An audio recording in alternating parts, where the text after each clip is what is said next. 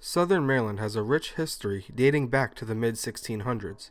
Most people probably recognize Maryland for its prevalence of tobacco farming or for being one of the 13 original colonies. This important history has impacted Southern Maryland culture and shaped what it is today. A majority of the history in Southern Maryland has many paranormal occurrences or lore associated with it. In this documentary, we will be focusing on the history of the Dr. Samuel Mudd House and its historical, paranormal, and cultural impact it has on Southern Maryland. If you know U.S. history, you likely know of John Wilkes Booth.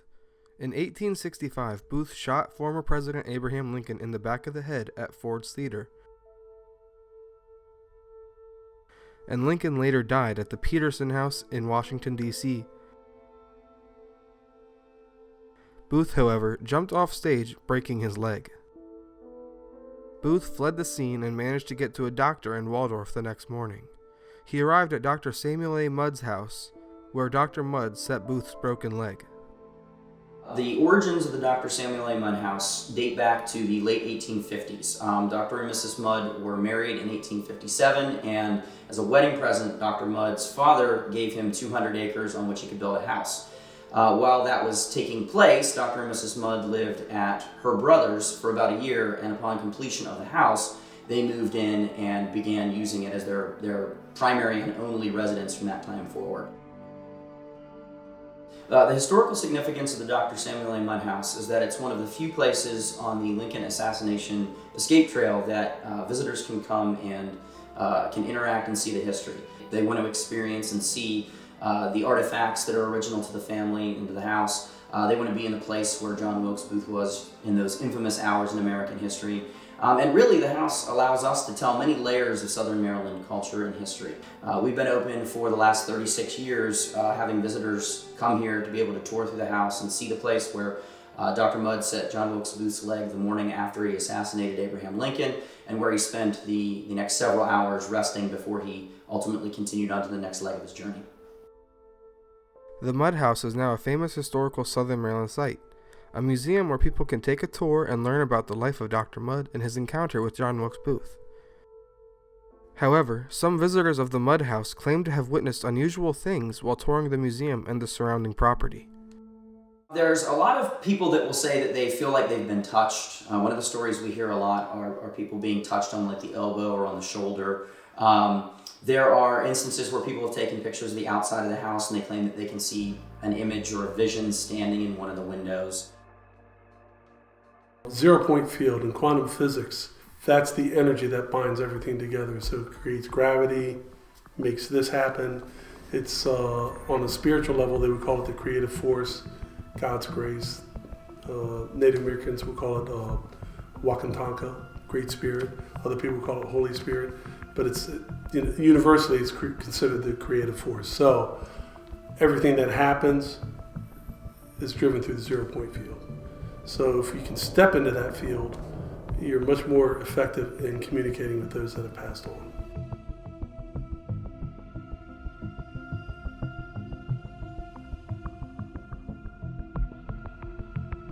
My very first visit there, it was before I brought any of my daughters on the team. It was in what we call the kids' room. So the first experience for me was the interaction with the kids. We actually saw a little butt sit on a pillow on a chair, depressed. We laid out the kids' clothes, walked out of the room, nobody's in there. We came back up an hour later, it's shifted, it's moved. There was a little head imprint on a pillow, things like that. So the kids, for me, they would literally, I would walk up to the door and I would introduce myself. Hi, I'm Patrick. I'm just here to communicate with you guys and see if you want to share any of your stories. I would put my hand out and see if anything would grab it, and you could actually feel the little hands grabbing your finger like that. It's really cool. So even today, when we go there and we take groups, I stop at the door to that bedroom and I say, hey, we're back, you know who we are, and I got some friends with me. And if they like you, you'll get that, and then you can go into the room. One of the key aspects of the Dr. Mudd story is how controversial it is. There are people that are convinced that Dr. Mudd had nothing to do with what happened in Washington, that he had no clue that John Wilkes Booth was going to assassinate the president, that he did not know who the man was when he was in his house, all the way up through, Dr. Mudd was as guilty as anybody. He should have been on the scaffold with the 4 who were executed. And that's really the fun part of the story. It took me 7 years, but I finally got John Wilkes Booth to come out. I actually was in the parlor room. So we were downstairs and we felt his presence come through. And that was that was the only time that I was not in the office, Dr. Mudd's office, that I started to taste blood. And it was very interesting because I felt someone come up behind me and I felt this pressure on the side of my head. And it was like very tense. And I felt like this whole side of my body was tense here. And then I started tasting blood in my mouth. And it was really bad because I did not feel well, and that whole side of my head hurt. And then kind of like cleanse off the energy. And so we did that and it was okay, but basically what everyone there felt like it was almost like a very small kind of recreation of a gunshot wound. So I was standing facing Dr. Mudd's office with my back to that window, and my right side would have been facing the attic door to go upstairs, and it was closed. I was standing there waiting, and we had a lot of aggression from what we knew were the co-conspirators that night, just verbally, and I was older by then, a couple years older at least, and all of a sudden I felt like this burning on my sides, and I kept saying like it felt like someone was holding on to my sides. And we actually took everyone out of the house and went into the room, and like I looked at my shirt and it looked like I had like 4 marks, like someone had gone like this down my sides. So I went out there, and this was just past Halloween. I think it was the weekend or 2 weekends past Halloween, because we'd had some bad weather. And I went out and they put me on the Ghost Box. And if you don't know what a Ghost Box is, it's a set of noise canceling headphones, and it's hooked into this like AM radio, and it's just constantly scanning frequencies, and you hear this constant static. You can't hear anything but what's in the headphones. You can't hear anything around you, just what's in the headphones. And the idea is to tune into the frequencies below the frequencies and see if you can hear words, and just immediately say the first thing that comes to mind. They go to take me upstairs, and as I start up the steps, I feel this pressure on me, like a blanket or like a wall. There was something there, and Patrick stopped me and asked me what I was feeling, and I told him, like that. And he says, well, come on down the steps. I maybe gotten up like 4 or 5 steps. He said, come on down the steps and I'll go up first. Cool. So he goes up the steps, I follow him, Emily's behind me, and the 2 people on the Ghost Box are behind Emily. Gets to the top of the steps, and as I'm getting to the top and getting ready to make the turn into the attic, the word brother wants to come out of my mouth. I hear it in my head like it was just shouted. At that exact instance, both of the guys on the Ghost Box spoke the word brother out loud, and I went, something's happening here. And there was just this presence in the attic that was, I would describe as dark. We were going through the house, and I felt fine like downstairs. And then we went upstairs, and we went in the room next to the children's room. I started feeling a little bit uneasy, but it wasn't too bad. It was nothing like that of concern. And then we went into the children's room, and I remember our guide was talking about like everything that happened in there, like the kids that he had.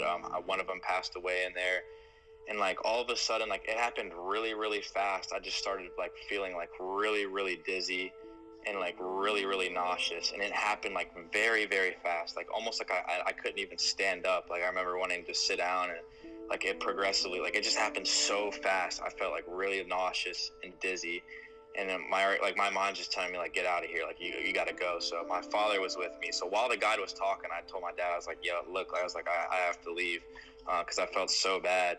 And it's like right when I left, I started to feel better. And like and like it all happened like really fast in that specific room. It's almost like a spirit was wanting me to feel something. Completely dark, no lights, and they let us kind of roam the house a little bit. And me, my friend, and his older brother, we went into the like this room that was for the kids, where he kept the sick kids. And there was like a cradle in the corner. And we went in and we looked around, and everything was like normal. We went down the hall, looked in a couple other rooms.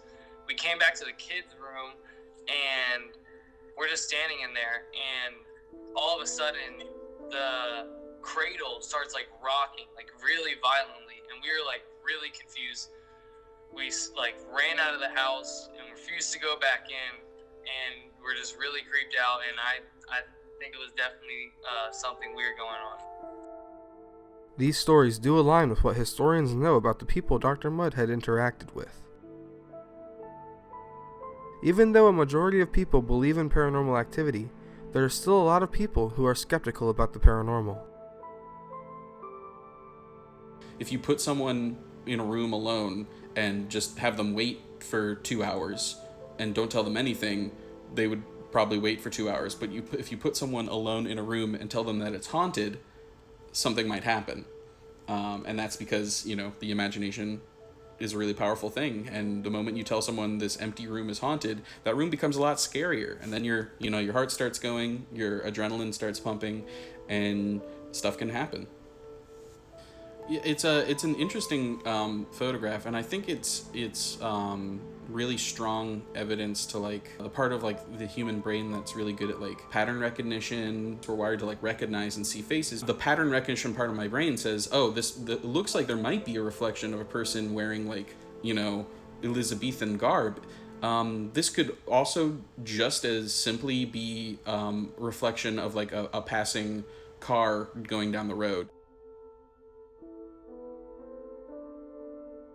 Though it's been over 150 years since the most famous incident took place at the Mudd House, it continues to have a lasting impact on Southern Maryland culture. I think it makes our area very specifically aware of the impact of the assassination of President Lincoln. I really do feel like there's a lot more information and just attention brought to the events following the assassination and the people involved, given we have like the Mary Surratt house, and we have an entire trail that highlights Booth's flight down through Southern Maryland.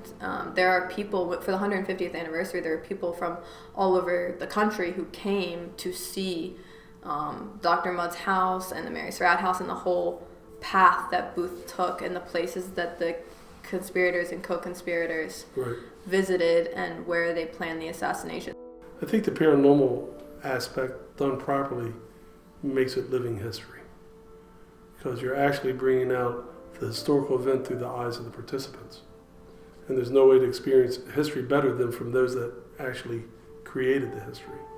So I think it makes it unique. The flight of the assassin is all through Southern Maryland.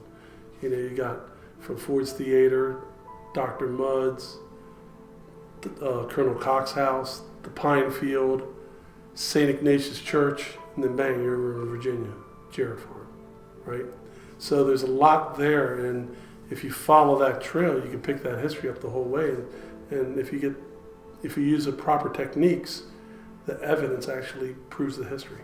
We here at the house try to tell the story using the historical record that's available at the time, and really allow our visitors to leave here with more questions than they came with, because we want them to go out and explore and research on their own so that they can continue to build their own opinion of what's happened here. I mean, there's always more to what we see than what we see.